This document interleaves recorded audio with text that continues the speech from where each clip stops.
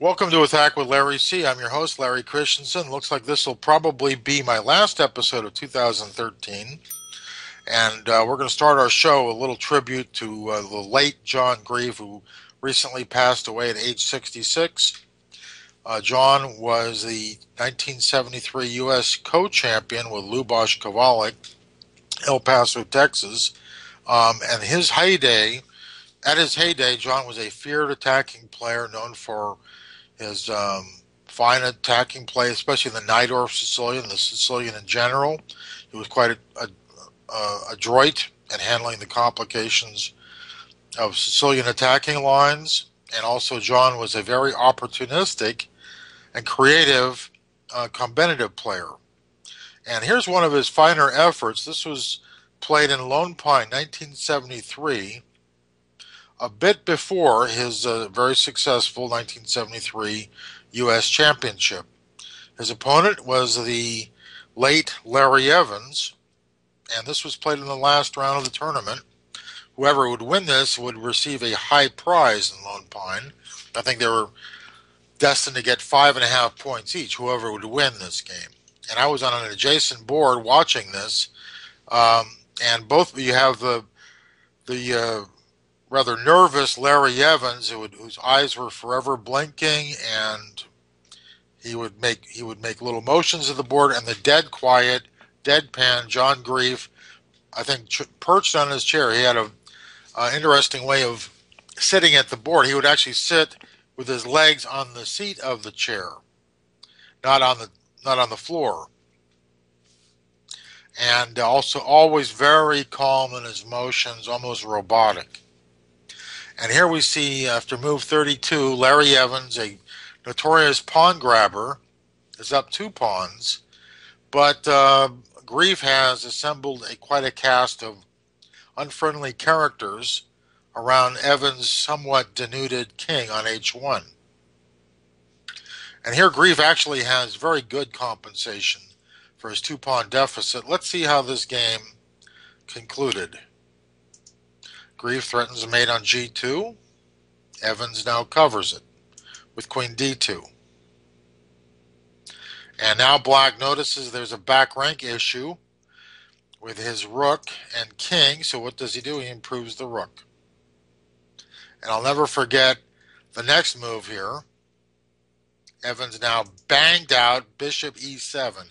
I mean, everybody in that small tournament hall of Lone Pine 1973, which I believe was the American Legion clubhouse of Lone Pine, could hear Evans bang out bishop e7, including me sitting right next to him. And this position certainly gathered everybody's notice anywhere nearby. What should Evans have done?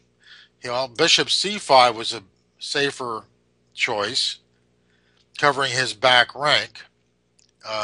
But bishop e7, a very unfortunate choice here from Larry Evans.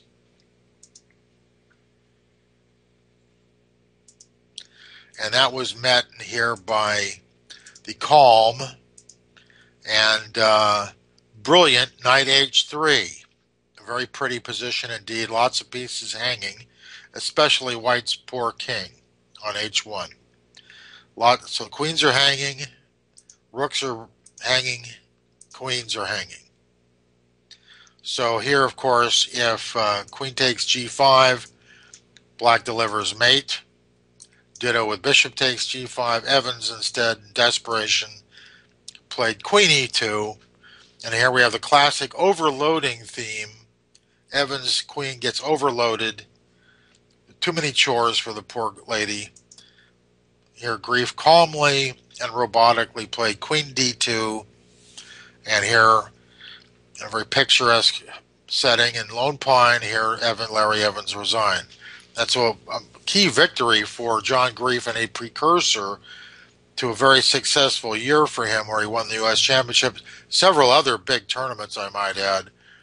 And everybody figured John would soon become a Grand Master, but somehow that wasn't meant to be, and this was his heyday. And it's sad to report his recent passing at age 66, just a few days ago. So we'll cap the year, though, with a great attacking game by the late Mikhail Tal, played in the Hastings Christmas Tournament, 1973-74. A real classic, just a good way to end the year. Nothing like a festive. Of course, this is the season of giving. Nobody gave more than Mikhail Tal, and here we see him applying his special brand of holiday cheer to Michael Steen. So here we go. Classic attacking chess from Mikhail Tal. And we get a Najdorf, bishop g5, Najdorf. That's the sharpest line favored by Misha. This is all very common theory, even to this day, of course. And now Steen employs the very, very ultra-sharp and risky line b5 instead of the more conventional bishop e7 or even h6. Both probably a bit safer. Instead, he plays the ultra-sharp, wild b5 against Tal. And we start off, of course, now with a sacrifice. Tal sacrifices to, of course, connect rooks, take over the initiative, and start harassing not just the king, but also the queen. The knight jumps into a good spot with tempo. This is all theory, I might add.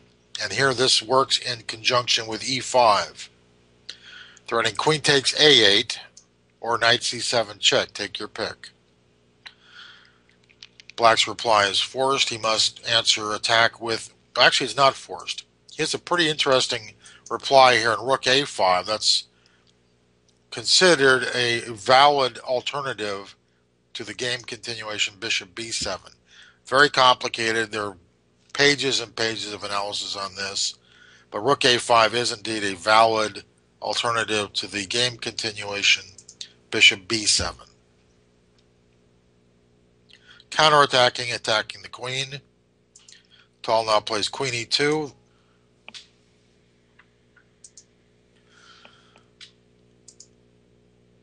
The purpose of queen e2 is to transfer the queen to c4. Also, it backs up the pawn on e5 to some extent. We're still in theory. D takes e5, and here comes Tal with queen c4. Not so much menacing. Well, the purpose of knight c7 check, not simply to win that rook on a8, but to permanently displace that black king on e8. Force it either to the center or to prevent short castling. Okay, now critical moment, and Steen does not rise to the occasion.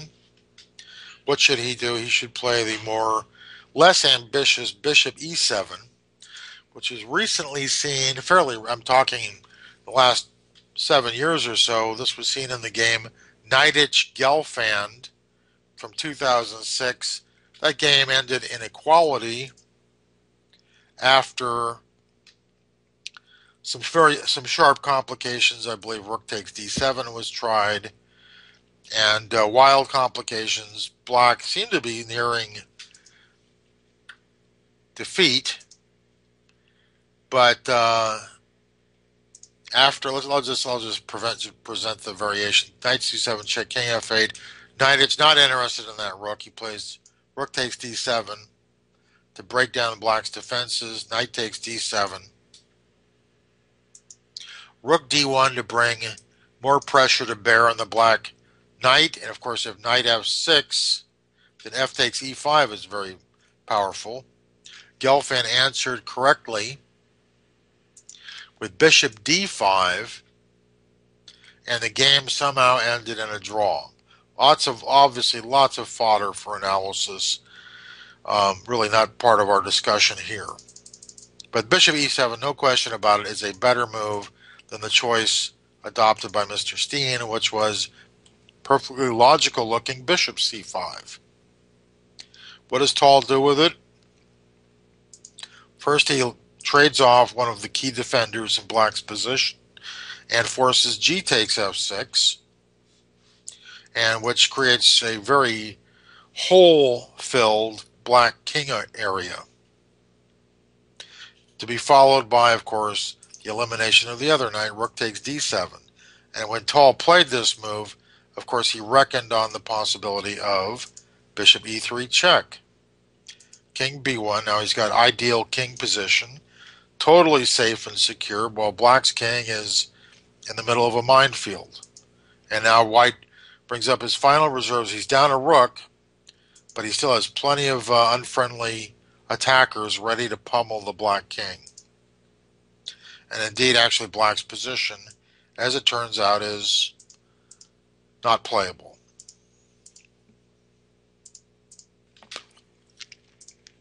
Now, if king e8, white can play knight c7 check, king f8, and simply f takes e5. And black has grave difficulties. If f takes e5, white has rook d7. Black has big trouble meeting knight takes e6 check. There's queen b4 check also in the mix. Black does not have any chance of holding this. White has too many attackers coming down on that beleaguered king. If black can try bishop a6, it's a little bit better.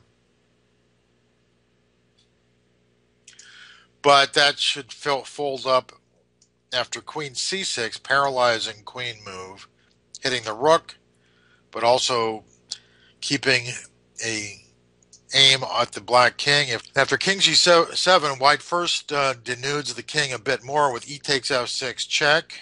Now king takes f6 will get pummeled by that, introduces another knight into the attack, or knight e4 check, both crushing.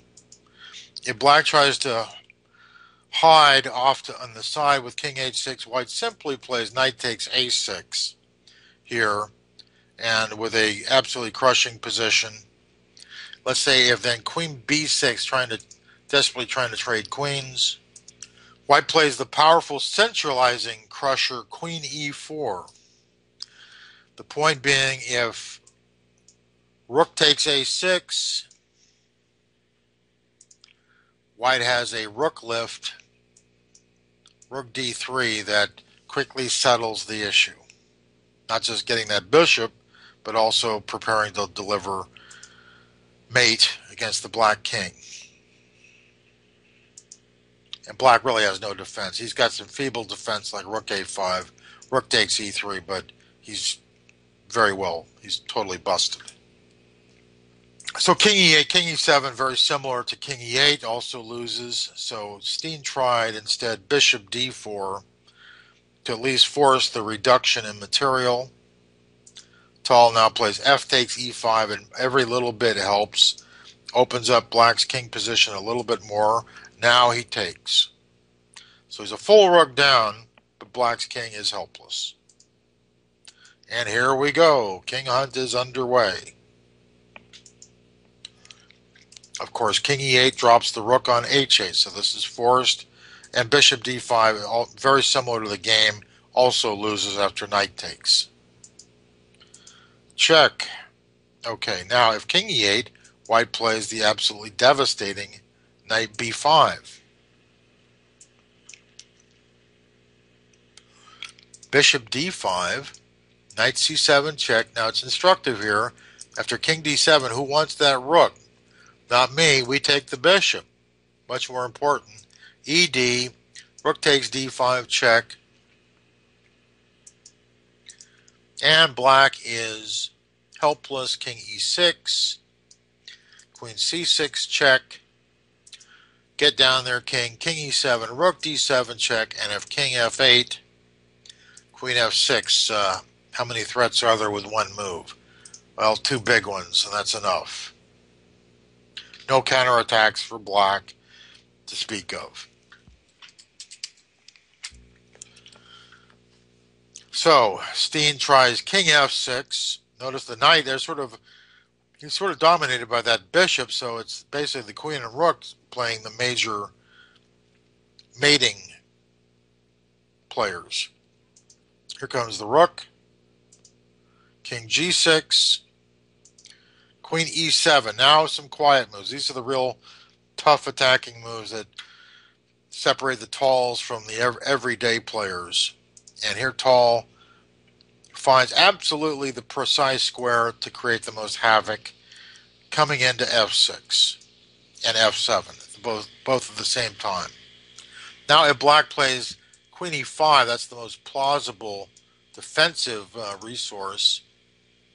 White can win rather conventionally with queen takes b f7 check, king g5 best. And now g4 is very effective, threatening mate on h5, compelling h5, very disagreeable move to play when your king is so exposed. Queen e7 check. The poor guy has to play now. If king takes g4, white wins quickly with rook g1 check. King h3, and now rook g3 check wins the queen, and black's totally busted as well.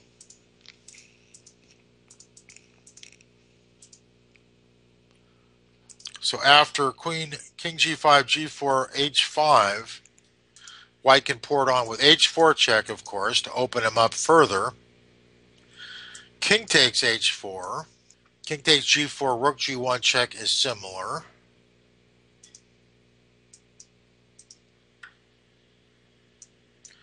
And white now plays queen e7 check. And the real point of all this is now when that black king comes down to h3, we just calmly take the bishop on b7 and with multiple monster threats. He can't play rook b8. Doesn't have time for any of that. Black's king is hopelessly exposed. Winning for white. So here, queen e7. After the decisive queen e7, Steen tries f5. Of course, now queen takes e6 check. King g7. Black never gets a chance to catch his breath. Queen e7 check. King g6. And now h4 to let everybody in on the festivities. h4, that sets up queen g5 check and or h5 check. Steen tries to bring up some defensive reinforcement with rook a5. That's relatively best. Also rook f8 is hopeless. White has a number of good moves here, led by rook d1, running rook d6 check, or queen g5 check, followed by rook d7 check, all very decisive. This is even better than queen g5 check straight away, which is, I believe, also winning. This is even better. So here Steen tries rook a5. I think he was also under severe time pressure. Tal now goes into typical Tal mode and delivers forced mate, starting with h5 check takes, check, drives the king up the board, queen f6 check. Where's the mate after king g4? It's there very quickly after queen g7 check, followed by rook h1.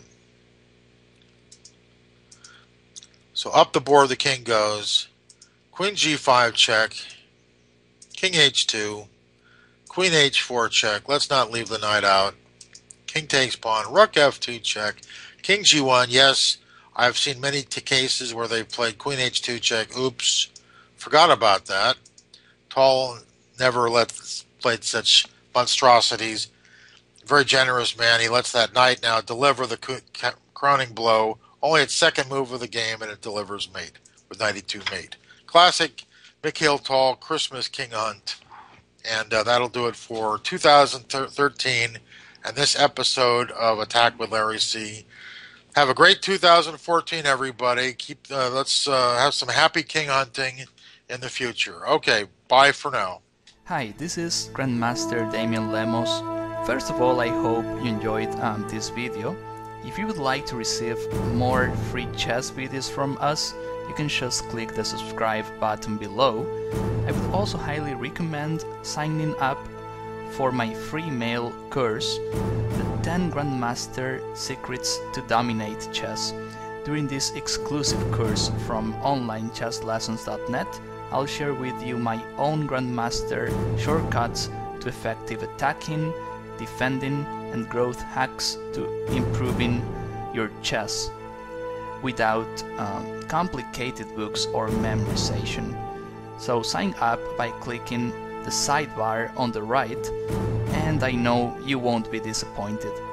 Once more, this is Damien for onlinechesslessons.net, and I'll see you in my videos. Thank you.